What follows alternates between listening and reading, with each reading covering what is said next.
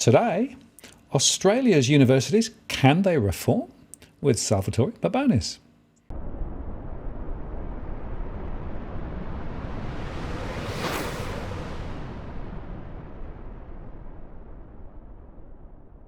Hello again, it's Martin North from Digital Finance Analytics, where I notice post covering finance and property news with a distinctively Australian flavour. Today, I'm joined by Salvatore from the University of Sydney. Hi there. Hi, Martin. How are you? Yeah, great. Good to have you back on the show. And boy, have you been busy. This is quite a book. I've been very busy. Here's the book coming out momentarily. and, you know, it is a very interesting read. You sent me an electronic copy and I've had a good dig through it. I guess my first question, before we get into the detail, is who is the book actually aimed at? Well, I would have said the book is aimed at one person, the education minister, Alan Tudge, except we're not sure how much longer he'll be our education minister. Hopefully he'll be coming back. If not, it's aimed at his replacement.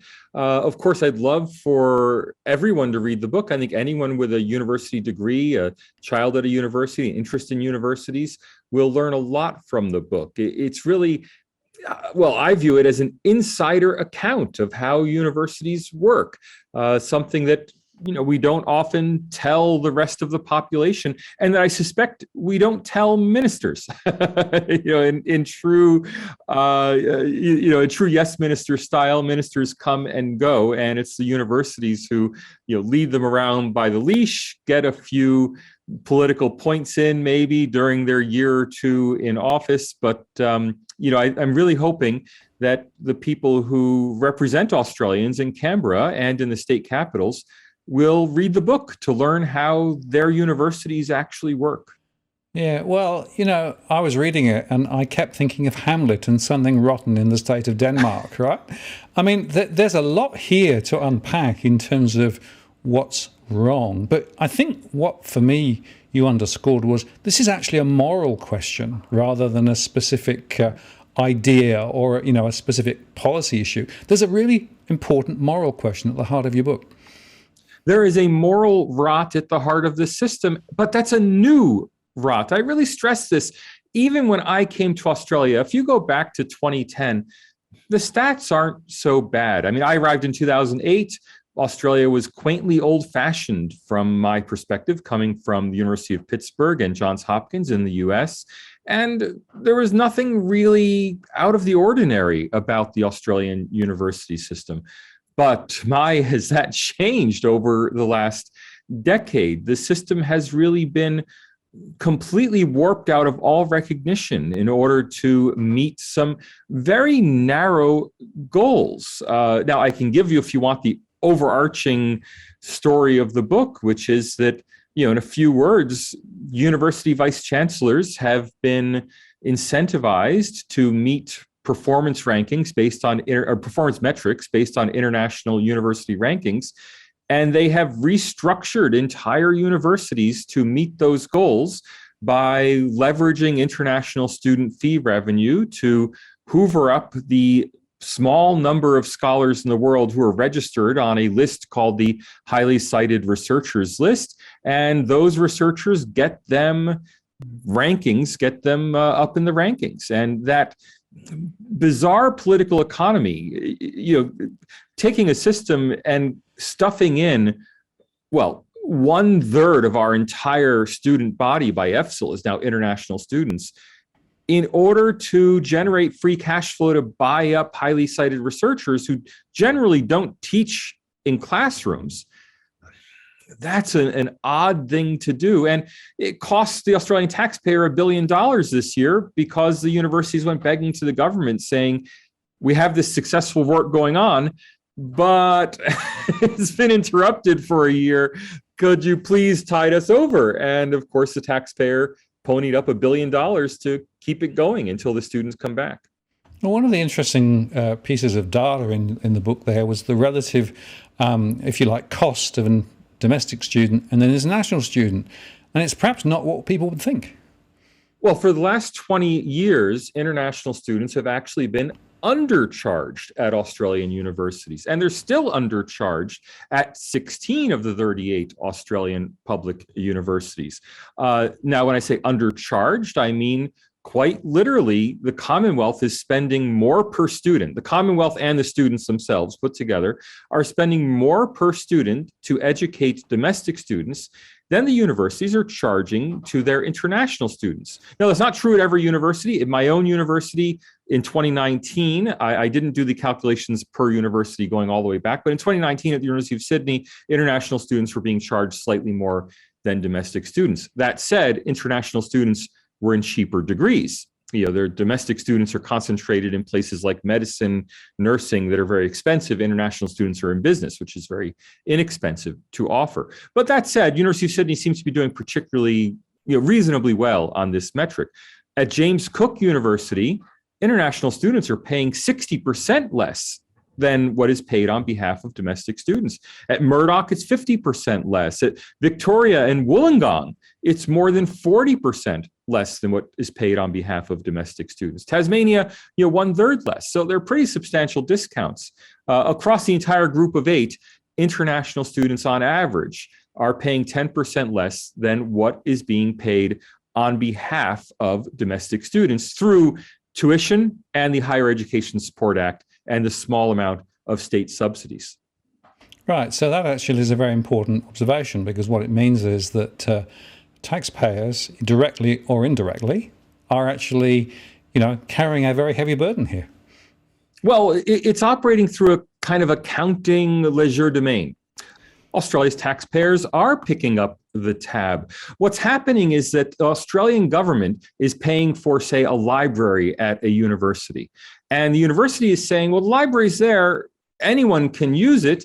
And so international students are being allowed to use the library without paying their fair share to support the library. And that generalizes to the library, the laboratories, the professors' research, and that international student revenue is then treated as essentially free cash flow. It's not earmarked for anything. So it doesn't have to be as high as what's being charged for domestic students, because it's treated like it's all just free money. Now, that would be reasonable if international students were a tiny fraction, if they were 5% of Australian universities' populations, just there to leaven the academic environment and to bring international exposure to our domestic students.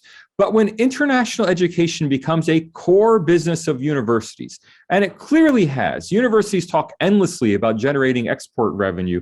We have, some universities are over 40% international. The system as a whole is 1/3 international. When you're at that level of international students, then they have to be treated as part of the core business of the university, which is to say that international students have to pay their way. They have to be paying, if they're 1/3 of the students, they should be paying 1/3 of the vice chancellor's salary. They should be paying 1/3 of the costs of running the campus, 1/3 of the research allocation for the people who are teaching their classes. Right now, universities are treating them as just money from heaven. And that results in effect in the taxpayers subsidizing the education of international students. Right, but that really also has another implication, because it means, of course, that the research base and all of the research that universities should do is going to get squeezed in this situation, isn't it? Well, it's not. What's happening instead is that teaching is being squeezed. So when we saw that there were financial crises at Australian universities in 2020, they didn't talk about cutting research spending. They cut teaching support. That is, they had larger classrooms. They hired, there was a catastrophic loss in the number of casual staff members, meaning that tutorials increased enormously in size. There was a dramatic reduction in student satisfaction with the student experience. And all of that was in order to keep those full-time researchers employed.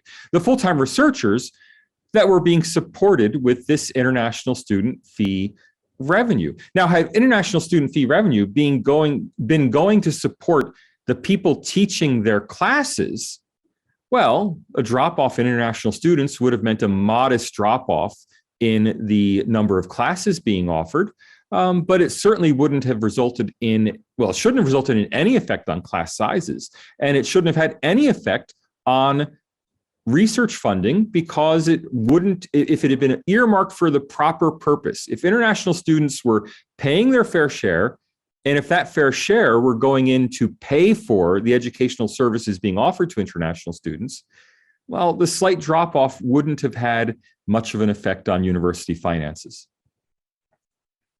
And you talk about effectively people being defrauded through this process, right? That's a term you've actually used in your conclusion. Let's unpack that. Why are people being defrauded? On what basis? And who's responsible? The Commonwealth is being defrauded, and the Commonwealth is being defrauded because it is not carefully monitoring what its universities are doing. In the Higher Education Support Act, the Commonwealth set up a structure that assumes that Australian universities are research and teaching entities, but it didn't specifically direct that universities should always have their staff doing both teaching and research. That's just an assumption that was baked in 20 years ago to the structure of the Act. Universities have taken advantage of that to say that, well, as long as we teach one Australian student, we qualify for Commonwealth research funding, which is technically true. As long as there is a single Australian student left at a group of 8 university, they qualify for the full panoply of Commonwealth research support. Now, the minute they become 100% international, no Commonwealth funding. Now, I think the framers of the Act did not envisage in the late 1990s and early 2000s that Australian universities would go from being world leaders in international education. I want to stress that 20 years ago, Australia was a world leader in international education, to being, well, money machines that simply recycle international student fee revenue into parochial university goals while degrading the educational experience of Australian students. And the reason I use the word fraud in this context is that it's Australian students who are paying the cost. This isn't costless. This is my 100 student class funded by the Commonwealth becomes a 150 student class with the extra 50 students, international students, all of their revenue just going up to the Vice Chancellor's office, right? Instead of being used to support my teaching. The Australian students' experience is degraded in order to generate revenue on another side of the university. Right, but that also explains one other factor that you mentioned, which is that student satisfaction is dropping through the floor.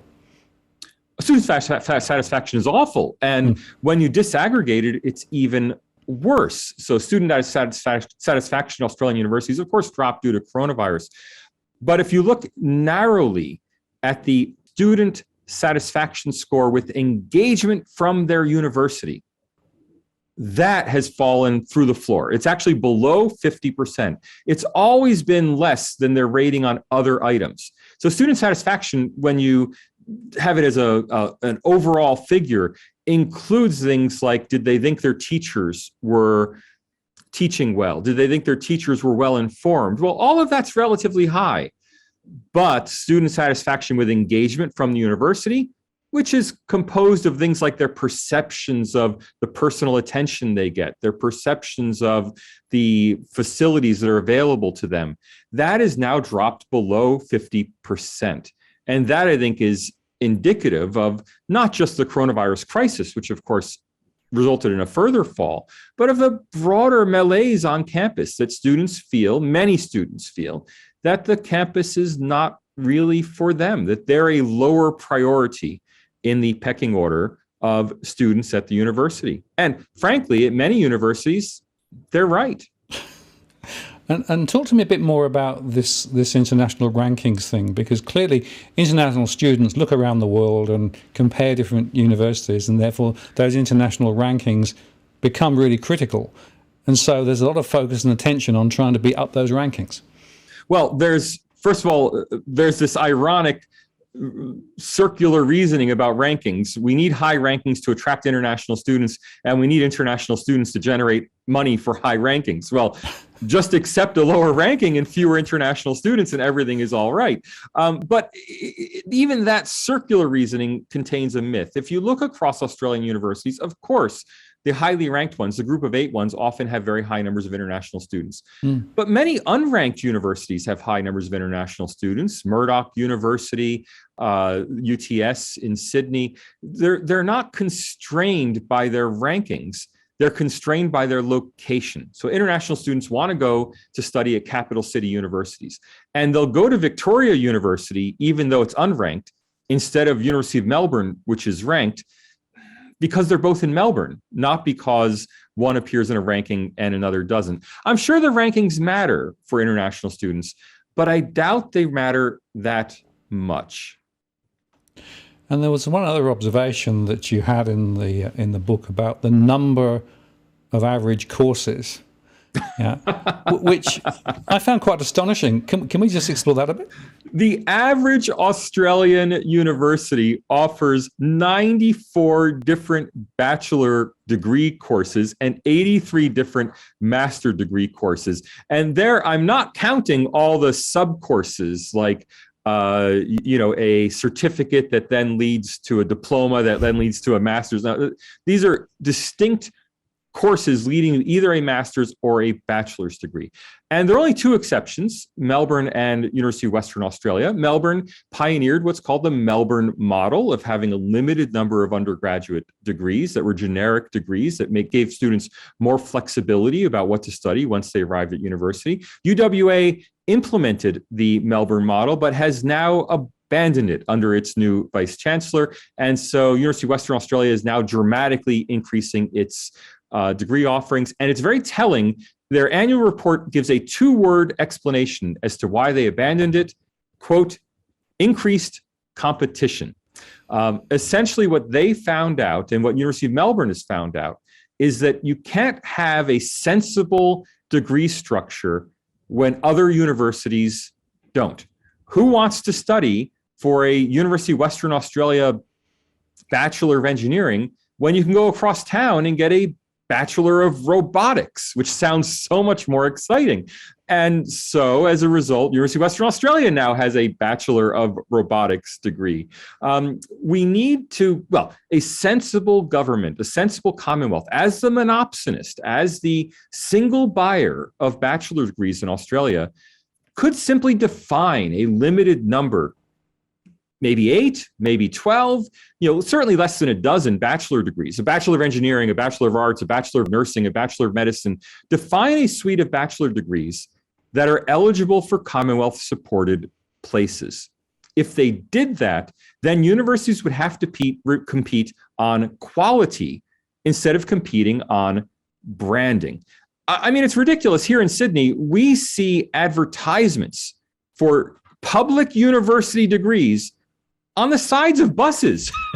Right? Well, why is a public university advertising a Commonwealth-supported place on a bus shelter or on the side of a bus? Well, the reason is simple. They're incentivized to do so. Now, if the Commonwealth were to apply a simple rule, there are a limited number of degrees. And I might add, if the Commonwealth were to add on to that, Commonwealth-supported places should only be 1 degree per course. So none of these double and triple degrees that last 6-7 years.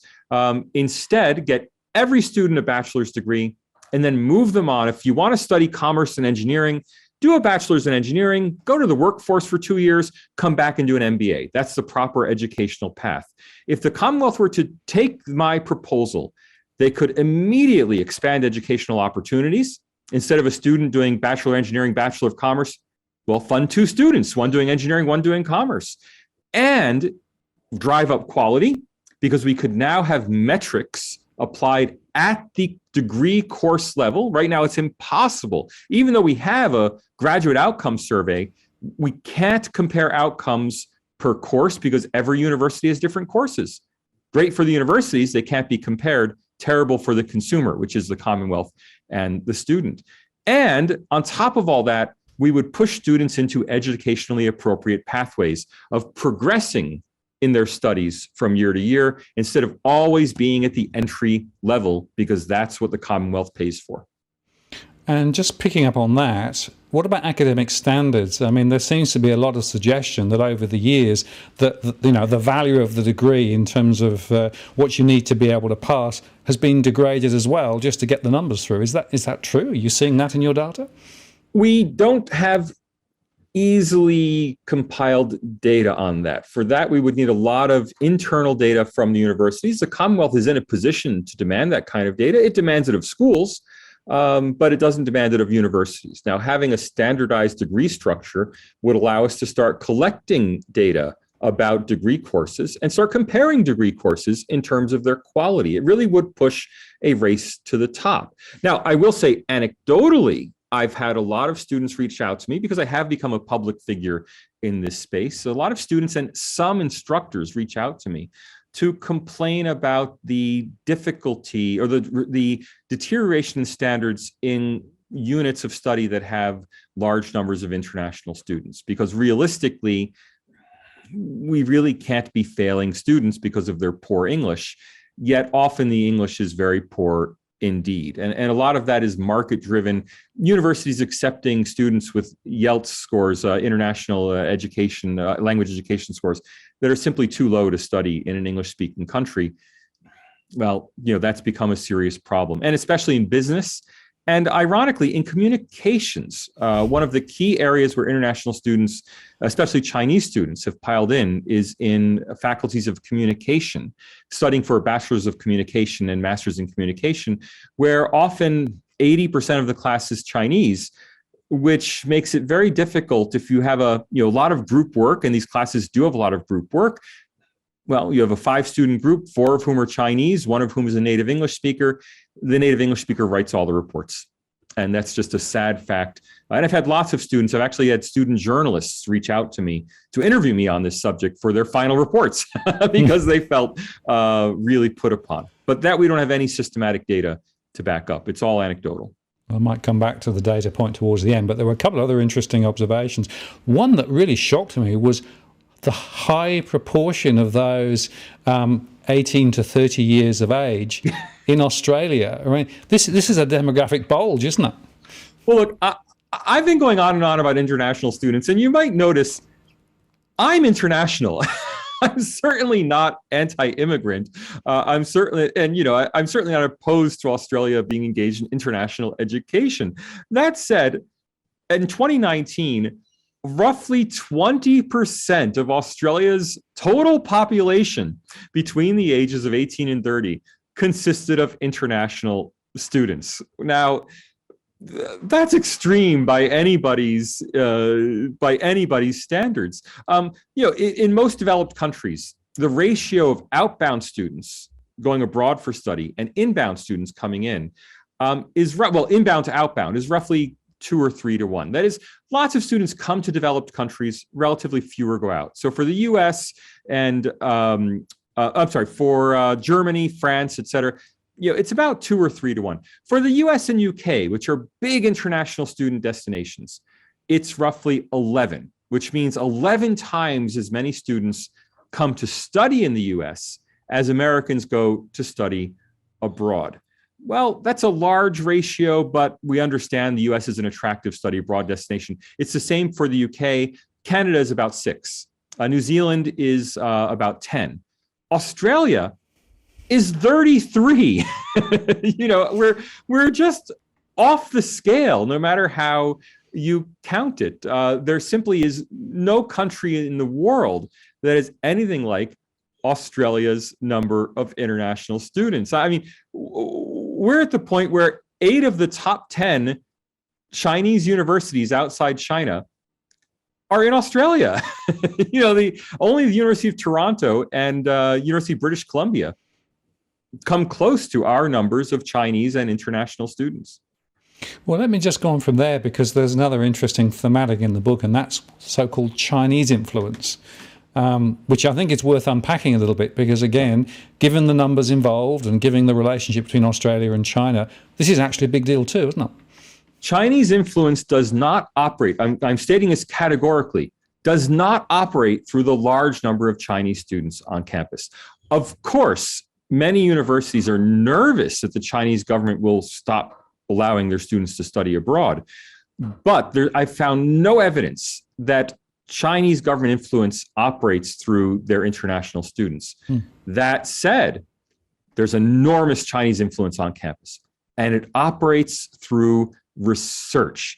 The Chinese government directly subsidizes the research outputs of Australian universities, and particularly of Group of 8 universities. And they do it through programs like the quote unquote 1,000 talents programs. Now, these programs have been reported on in the Australian. Sherry Markson at the Australian broke a big story on this back in August. ASPE ran stuff on Alex Josky, the former ASPE analyst, estimates that there are something like 500 or 600 people at Australian universities who are funded by these Chinese programs. But none of them seem to realize the way this operates. 1,000 talent programs are programs through which an academic based in Australia, almost always a Chinese academic, China-born academic, is given a position back in China, given a salary in China, an apartment in China, and an entire laboratory of workers in China to support that person's research. Now, this is done with a contract with the academic, not with the university. So it doesn't appear on universities' foreign influence declarations. It doesn't appear on the new registry that has been created by the Australia's Foreign Relations Act. Those are only contracts between universities in China. But a contract where a university academic has a second position in China is not reported. Now, all of them, these investigators, Marks and Josky, they're fantastic investigators. I don't want to minimize the quality of the work they've done. It is incredible. But they don't understand the university political economy. They have spun it as the risk that Australian research will leak out to these Chinese laboratories. It's exactly the other way around. It's Chinese research that is being credited to Australian universities. It's the Australian universities that are booking the citation when these articles get published with the Australian-based academic listed as the top author and the laboratory in China getting second, third, and fourth authorships on the article. So it's a massive subsidy for Australian universities. And of course, Australian universities are very aware that many of their highly cited researchers are getting millions of dollars of Chinese support on the side, undeclared, not reportable. And of course, they look the other way. Why do they look the other way? Well, why shouldn't they? I mean, they have researchers who are generating massive numbers of publications paid for by a foreign government. They don't have to carry the cost. And the big worry at Australian universities is that these subsidies will disappear. That is, China at any point can just cut off the tap of these informal programs. And so they have to keep China happy. I think it's really noteworthy that the small number of explicit Chinese influence incidents that we've seen over the last 10 years have all been at major research universities. They've not been among places that teach Chinese students but don't have a big research infrastructure. It's the research that Australian universities are worried about losing, not the students. And again, if you'd ask the person in the street, they'd have a very different view. So it just shows you that you've really got to sort of stand back and think about this in a rather different way. And, not the person in the street. You ask a senator in Parliament, they have a different view because the conceit, call it racist if you want, but the conceit in places like Australia and the US is that we have the best research and China's trying to get it. The reality is that in many fields that are the focus of 1,000 Talents, it's China that has the best research in chemistry, chemical engineering, materials science. The expertise is in China, and it's places like Australia that are leveraging that expertise to generate publications here on shore. And there was one other interesting finding. If you do a benchmark of university research funding in Australia and, for example, other OECD countries, We are surprising. It's the way we come out, aren't we? Australia has one of the best funded research establishments in the OECD. The remarkable thing is when the Group of Eight and Universities of Australia pull these numbers, they pull a very specific figure from the table about government support for universities that is only direct government support, and for Australia excludes the HEX Help program. In other words, for Australia, it excludes the main mechanism through which the government supports universities. But if instead you look a column over at total government support, Australia is at the exact same level as the US, UK, OECD average, and European Union average. And then if you look at the government support for research, Australia is actually well above the US level in government support for research. Now, no one would say US research is underfunded. That's because in the US, there's a lot of private philanthropy that goes into research. But as far as government support for research, Australia does quite well. It's the same on indirect costs for government grants. On first analysis, it appears that the Australian government, well, it provides nothing for indirect costs, until you realize that, wait a minute, there's $1 billion annual research block grant that is there, not explicitly tied per project, but it's there to cover indirect costs. And even on top of that, the government pays for PhD students. So if I have a PhD student, this domestic student, government pays for a research training program. In the US, I would need a National Science Foundation grant to pay for that student. In Australia, if I'm doing research, I can have the PhD student for free. Government pays for it. Add that all up together, and Australian research is, I won't say exceptionally well funded, but I'll say it's better funded than average. And there were two words that sort of came through in the book as I read it. One was autonomy, and the other one was transparency, right?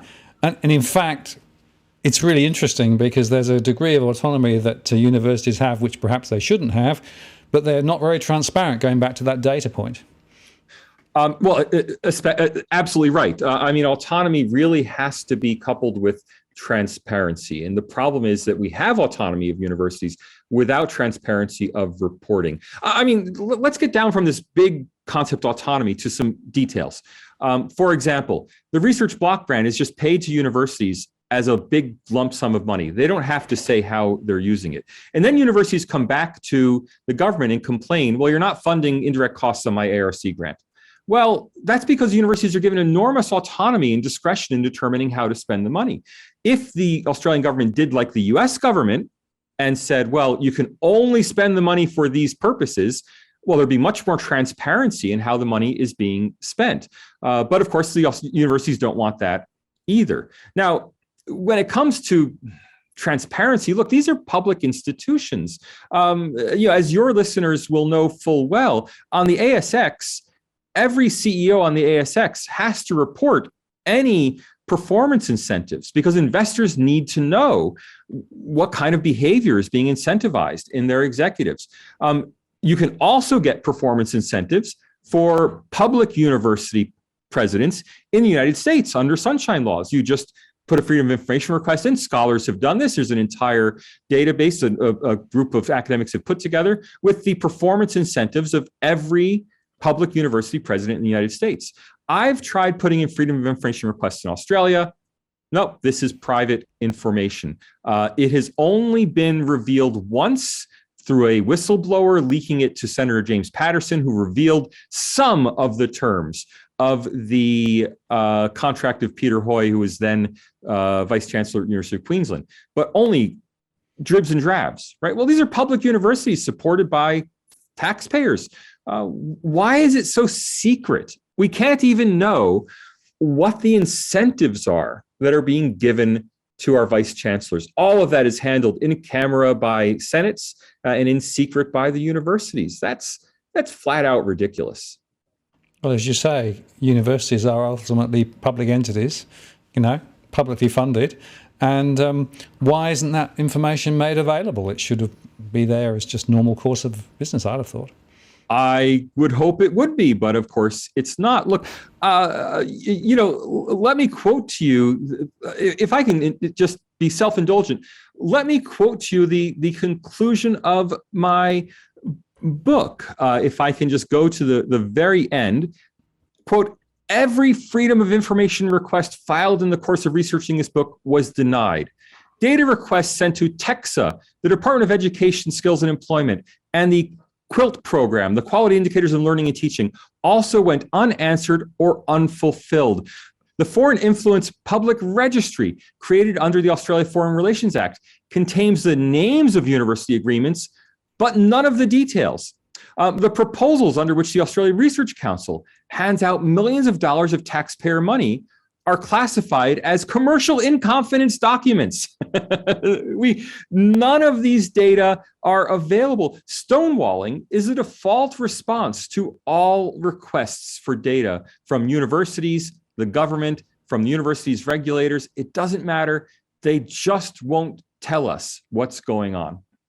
Right. And I have to tell you, that's the Australian disease more broadly, right? The more I look elsewhere, it seems to be the way that we do things here, right? So it's all done privately. It's all wrapped up in confidentiality.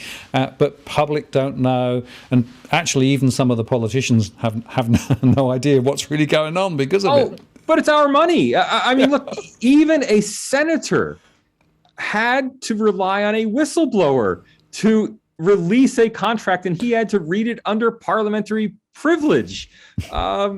Even the Australian Senate can't get basic information about the universities that the Commonwealth funds. So what's your overarching message then to the minister? Right. So if you had a chance to say, read the book, but what is the one thing that you'd want him to do? The big thing I want the minister to do is to force Australian universities to recognize the costs of doing business. That is to be public and open about how they're using the Commonwealth's money. And I think that openness would ultimately drive reform. It's the embarrassing things that get hidden. If you can get rid of all the embarrassing practices, well, you'd have a pretty good university system in the end. Sounds so simple, but clearly it's going to... Sunshine is the best disinfectant. How long have we been saying that? Absolutely. It's true in the finance sector. It's true in the education sector. Now, if people want to get a copy of the book and find out more about it, how do they go about it? Australia's universities, can they reform? It's available on Amazon from the publisher, Ocean Reeve Publishing, who's been fantastic working with me on the book. And of course, it'll be up shortly on all the usual sites, Booktopia, Book Depository. There is another book called Australian Universities, published by UNSW Press. That's not my book. You'll recognize mine. It is the Blue Book. And I gave it the plain blue cover because I wanted it to be thought of as a blue book on the Australian university system. All right, last question then. You pick the title, Can They Reform? Not Should They Reform, right? The can, I think, is quite important, isn't it?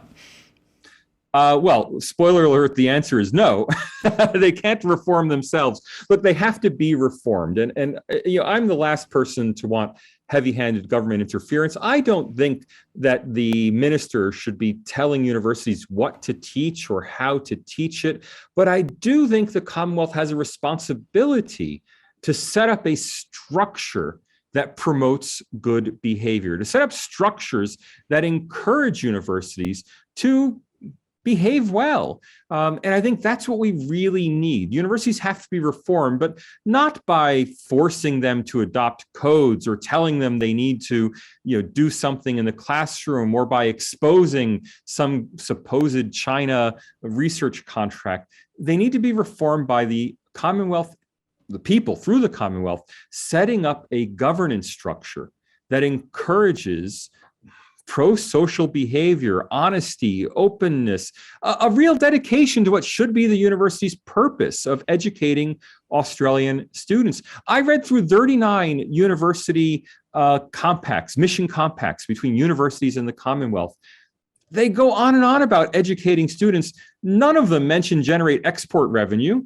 If we held them to those mission compacts, if we set up a set of structures in which universities competed to succeed by better educating Australian students, we could solve this problem without a lot of heavy-handed government intervention. Which is why we said earlier on, this is a moral question, not just a procedural question, isn't it? Well, it is a moral question, but you can encourage good morals by having the right incentives. Absolutely. Salvatore, thank you very much for your time today. Very important book, very important conversation, and great that you were able to share it with us. Thank you very much. Thanks for the time, Martin. Thanks.